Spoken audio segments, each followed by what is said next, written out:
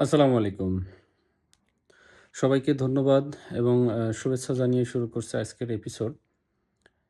বাংলাদেশকে অভিনন্দন ৪ উইকেটে আয়ারল্যান্ডকে পরাজিত করার জন্য। অনেক হাড্ডাহাড্ডি লড়াইয়ের পরে বাংলাদেশ কাঙ্ক্ষিত জয়ের দেখা পেয়েছে। এজন্য বাংলাদেশকে আবারও জানাচ্ছি ধন্যবাদ।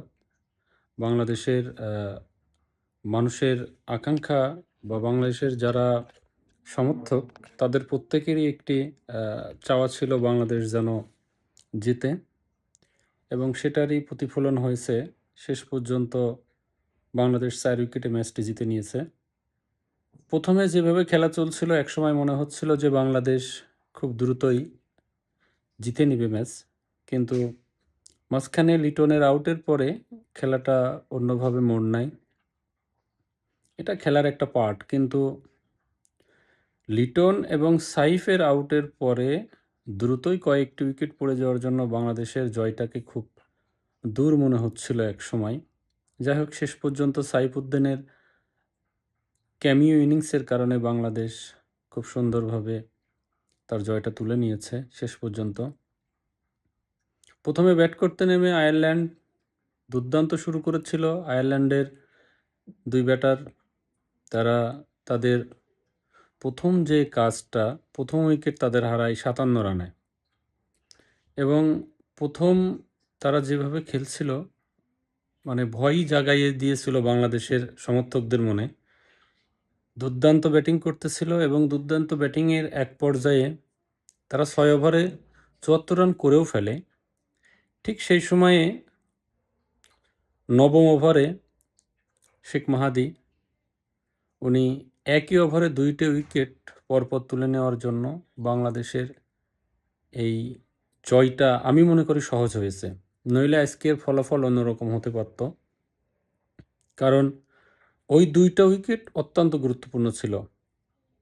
একটা হচ্ছে হ্যারি টেক্টর এবং আরেকজন এই মুহূর্তে আমি নামটা বলতে পারছি না। তবে অসাধারণ তাদের ২ জনার যে ২ টা উইকেট পরপর তুলে নিল, এটা এক কথায় অসাধারণ। ঠিক তারপরে ১১তম ওভারে এসে শেখ মাহাদি আরেকটা উইকেট নিল। ঠিক সেই সময়ই আমার মনে হলো বাংলাদেশ ম্যাচে সম্পূর্ণ নিয়ন্ত্রণ নিয়েছিল। ৮ ওভার শেষে যখন আয়ারল্যান্ড ৮৮ রান ১ উইকেটে, তখন মনেই হচ্ছিল যে ম্যাচটা আয়ারল্যান্ড হেসে খেলে জিতবে। কিন্তু বাংলাদেশের বোলিং তাদেরকে আটকে দেওয়ার কারণে শেষ পর্যন্ত বাংলাদেশ ৪ উইকেটে জয়লাভ করেছে। ব্যাটিংয়ে বাংলাদেশের লিটনের কথা আজ না বললেই না। লিটন দুর্দান্ত খেলেছেন এবং তার দারুণ ইনিংসের জন্যই আজকে বাংলাদেশ জয়লাভ করেছে। তার সঙ্গে পারভেজ হাসান ইমন যথেষ্ট ভালো খেলেছে। আর বোলিংয়ে যেটা বলতে হয় শেখ মাহাদি অসাধারণ বোলিং করেছে। অভিনন্দন আয়ারল্যান্ড টিমকেও, তারাও যথেষ্ট ভালো খেলেছে এবং আয়ারল্যান্ডের ওই পরপর যদি ৩ টা উইকেট না পড়তো তাহলে হয়তোবা ম্যাচের ফলাফল আজকে অন্যরকম হতো। আয়ারল্যান্ড টিমকে অভিনন্দন আবারও জানাচ্ছি তাদের ভালো খেলার জন্য।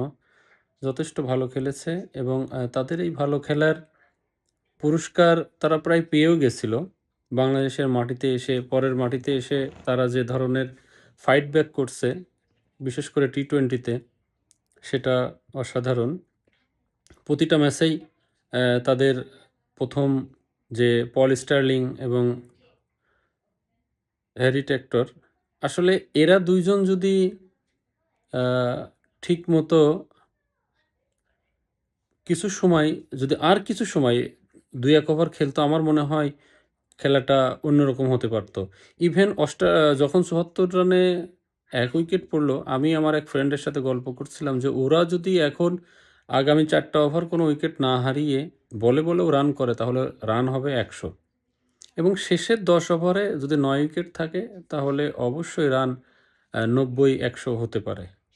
তো সেই জায়গায় সেই মোমেন্টামটা আয়ারল্যান্ড নষ্ট করেছে যার কারণেই তারা আজকে ম্যাচটা হেরেছে। পক্ষান্তরে বাংলাদেশ আ ৮ ওভারে ৮৮ রান দেওয়ার পরেও তারা খেই হারিয়ে ফেলে নাই। যার কারণে তারা ম্যাচে ফিরে এসেছে এবং এই ম্যাচে ফিরে আসার যে সুফল হাতে নাতে পেয়েছে যে তারা আজকের এই ম্যাচ ৪ উইকেটে জয়লাভ করেছে। আবারও দুর্দান্তভাবে বাংলাদেশ টিমকে জানাচ্ছি অভিনন্দন এবং বাংলাদেশের এই খেলার ধারা অব্যাহত থাক। আগামী ম্যাচে বাংলাদেশ ম্যাচটা জিতে যেন সিরিজ জয় করতে পারে এই আশায় ব্যক্ত করছি এবং আজকের মতো এখানেই আজকের এই এপিসোড শেষ করছি। আসসালামু আলাইকুম ওয়া রাহমাতুল্লাহ।